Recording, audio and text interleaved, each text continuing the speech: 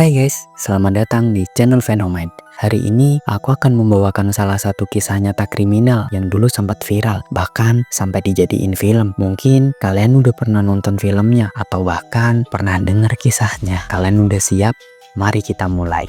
Kita sering membayangkan pembunuh itu adalah sosok yang menyeramkan, berwajah kejam, tatapan tajam, atau bertingkah aneh. Tapi kenyataannya nggak selalu seperti itu. Aku mau bahas salah satu pembunuh berantai paling terkenal dan bisa dibilang paling menyeramkan di Amerika. Ted Bundy adalah buktinya.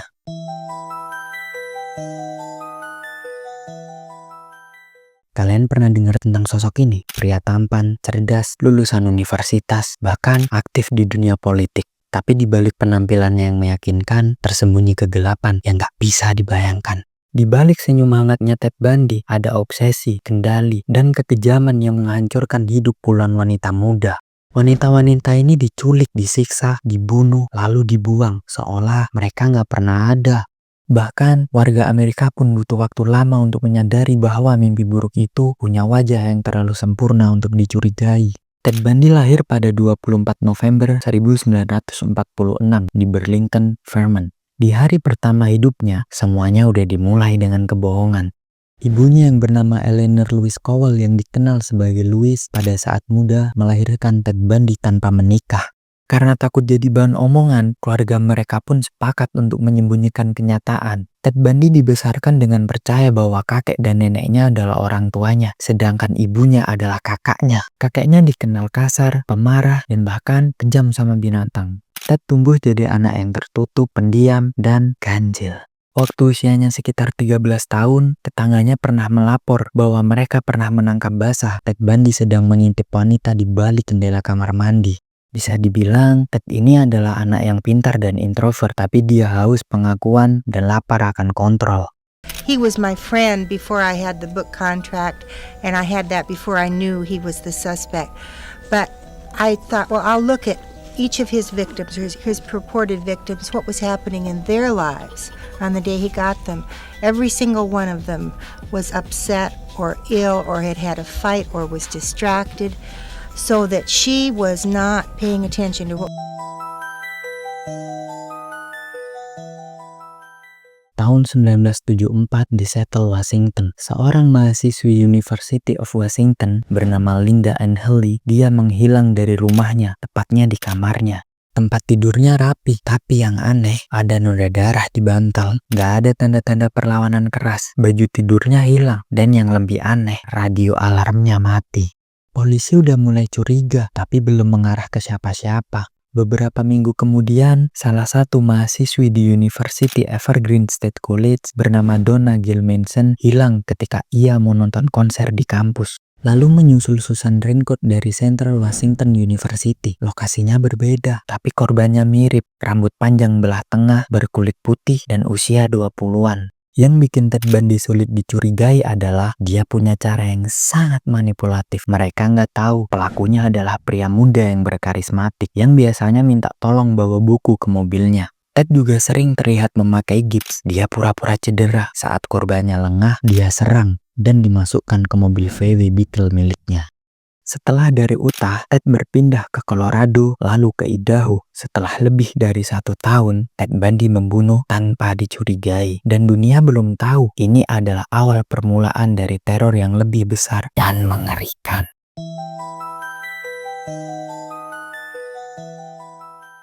Selama 1 tahun, polisi mulai kebingungan karena banyak wanita yang hilang dalam pola yang mirip. Tapi mereka nggak punya bukti yang kuat, hingga akhirnya ada salah satu perempuan yang selamat. And a man had come up to me and introduced himself as a police officer. He said his name was Officer Roseland and told me that they had caught someone trying to break into my car. Dari situ, penyelidikan makin serius. Beberapa orang terdekat Ted Bundy udah mulai curiga, terutama mantan pacarnya, Elizabeth Clover. Ia menelpon polisi. Those abductions were very brazen, and in front of literally thousands of witnesses. Police asked the public to send in any video or photos taken that day. People saw him, and he identified himself as Ted. Police knew the suspect drove a Volkswagen and were able to produce this composite sketch. your coworkers brought over the sketch to show to you? Was it because they thought the sketch looked like Ted? Tapi polisi masih ragu. Polisi menganggap Ted terlalu pintar, terlalu sopan, terlalu normal.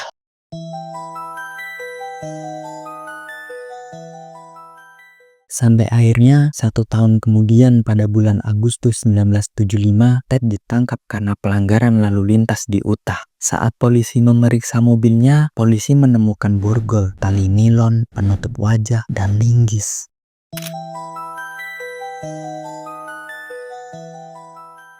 Dia ditahan, tapi berhasil kabur sebanyak 2 kali. Pertama, saat sidang di Colorado, Ted berhasil loncat dari jendela perpustakaan pengadilan.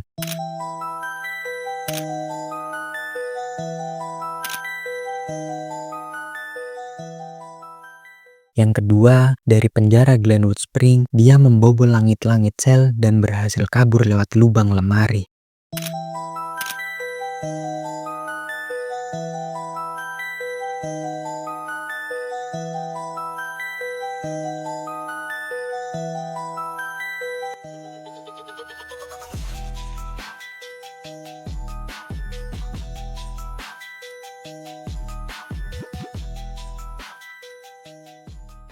Lalu Ted Bundy menuju Florida, dan di malam 15 Januari 1978 di Chi Omega House, Florida State University, dia masuk ke asrama. Dan dalam waktu kurang dari 15 menit, Ted membunuh Lisa Levy dan Margaret Bowman, serta melukai 2 wanita lainnya. Tak lama kemudian, Ted menculik dan membunuh siswi yang bernama Kimberly Leach berusia 12 tahun. Gila. A killing machine, like a shark. Because the shark is just feeding in a frenzy off of whatever is available. Just like the shark has the need to eat, he had the need to murder.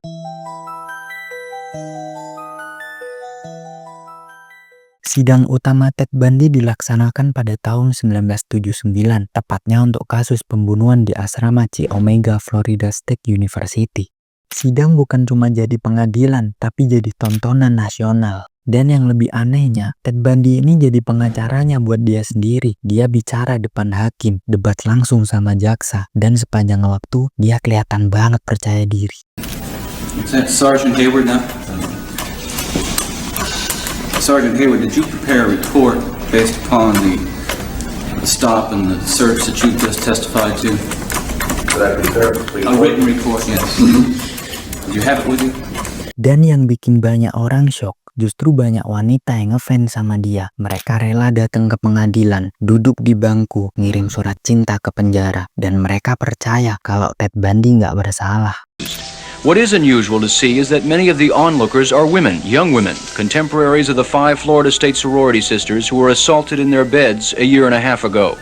Every time he turns around, I kind of get that feeling, oh no, you know, he's gonna get me next. You know? But yet you're fascinated by him. Very, very. Every night when I go to bed, I just, you know, get very scared. I shut my door and lock him, you know. I'm not afraid of him. He just doesn't look like the type to kill somebody. You try to imagine yourself in his place and to see how he's feeling, looking at the pillows with blood stains and everything, and if he really did it or not. The trial has drawn women from as far away as Seattle, where Bundy is suspected of other sex murders. Salah satunya adalah Carol Ann Boone, seorang wanita yang dulunya teman kerja Ted Bundy. Di salah satu momen sidang tahun 1980, Ted Bundy melamar Carol secara langsung di depan saksi dan hakim. Karena dilakukan di ruang persidangan dan di bawah hukum negara bagian Florida, pernikahan itu sah secara hukum. Kok bisa?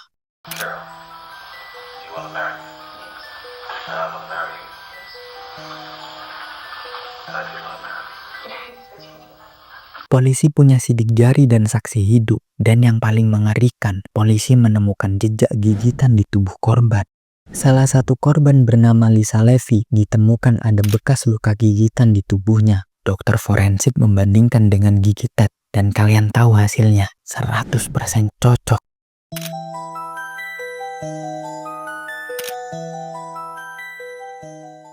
Akhirnya Ted Bundy dinyatakan bersalah atas pembunuhan berantai dan dijatuhi hukuman mati lewat kursi listrik. Dan ketika diwawancarai oleh Dr. James Dobson, dia ngaku bahwa udah membunuh lebih dari 30 wanita. Gila orang ini.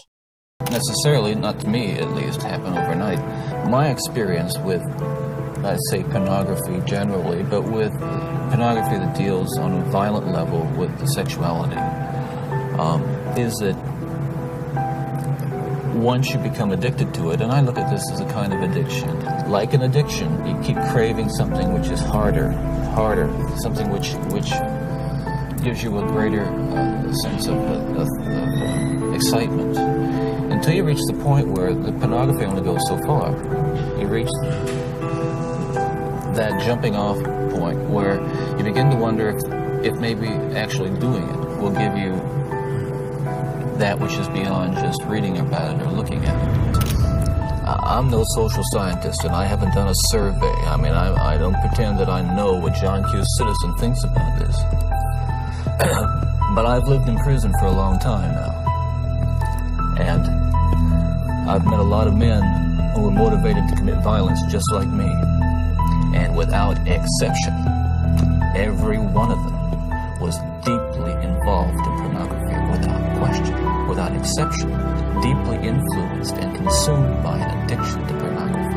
There's no question about it. The FBI's own study on serial homicide shows that the most common interest among serial killers is pornography. Dan akhirnya pada tanggal 24 Januari 1989 pukul 07.16 pagi, Ted Bundy dieksekusi di kursi mati di Florida State Prison.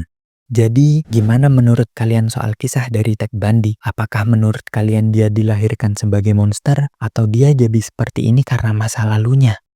Tulis pendapat kalian di kolom komentar. Aku pengen baca dari sudut pandang kalian. Kalau kalian suka tentang pembahasan kayak gini, tentang sisi gelap manusia, kisah kriminal nyata, jangan lupa like, komen, dan subscribe biar kalian gak ketinggalan video selanjutnya. Terima kasih udah nonton video ini. Aku pamit.